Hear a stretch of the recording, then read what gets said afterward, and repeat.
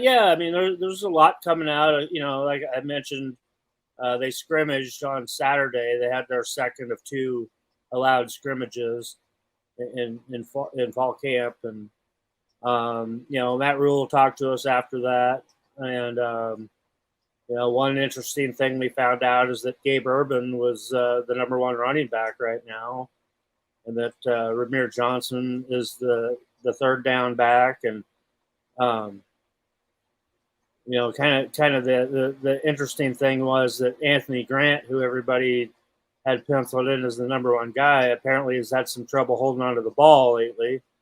Um, but obviously he's got all the talent in the world, and he cleans that up, and they can trust to put him out there. He'll be a big part of it as well. So that was it was surprising to most of us when we heard about that. But that was the biggest takeaway. And then the starting kicker job that's been up in the air right now, true freshman out of Omaha West Side, Tristan Ovano would be your starting kicker if we had to play a game tomorrow night. So those were two positions that you kind of heard definitive things about. And then another intriguing one would be that Coach Rule was asked about one of the defensive end starting spots, and true freshman Cameron Linhart is right there with Blaze Gunnarsson. Basically called them both starters. So you're already seeing two incoming freshmen that are already making an impact right there. Then you got a lot of guys in the secondary all battling for spots, and I think that'll shake itself out more this week. And most of those other linebacking spots are pretty much solidified, and the defensive line is, besides like that defensive end slot. He says he's got 3 starting jack linebackers, which is also nice. So you're going to have a lot of rotation there. Offensive line, we talked to Coach Satterfield today, and he feels comfortable that they have 7 to 8 guys right now that they can trust to go out there and do the job.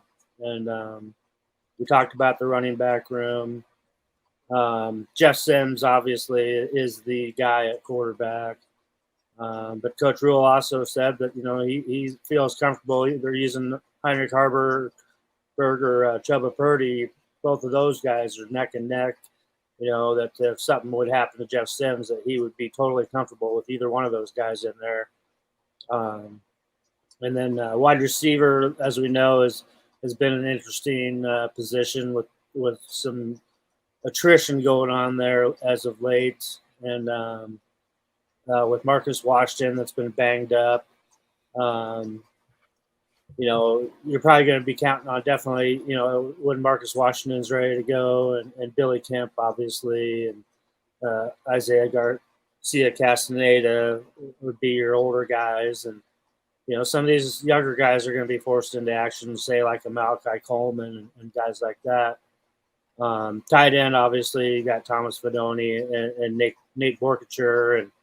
And God, you'd really like to have Eric Gilbert out there, but his waiver is still on hold, and it's not looking good right now to have Eric Gilbert available this season right now as we speak.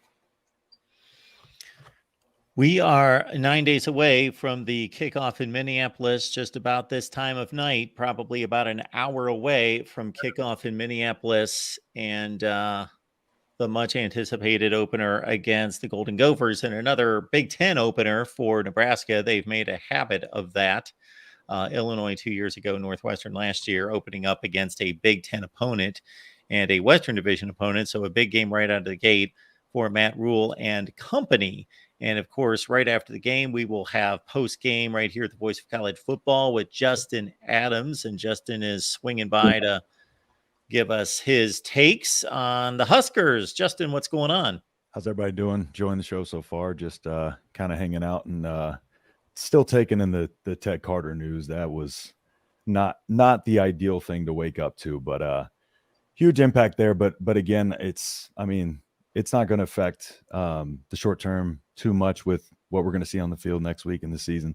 It's going to be on rule, so not too concerned about it just yet. Just ready for the season to get here. So it's kind of staying in tune with what kind of is going on in these post game practices and trying to figure out, rules idea and what kind of he's going with, because he's keeping the depth chart close to the vest, because when he mentioned it the other day, he said that he will put one out and it will be a real one when it comes out. So that's about what we know with that. So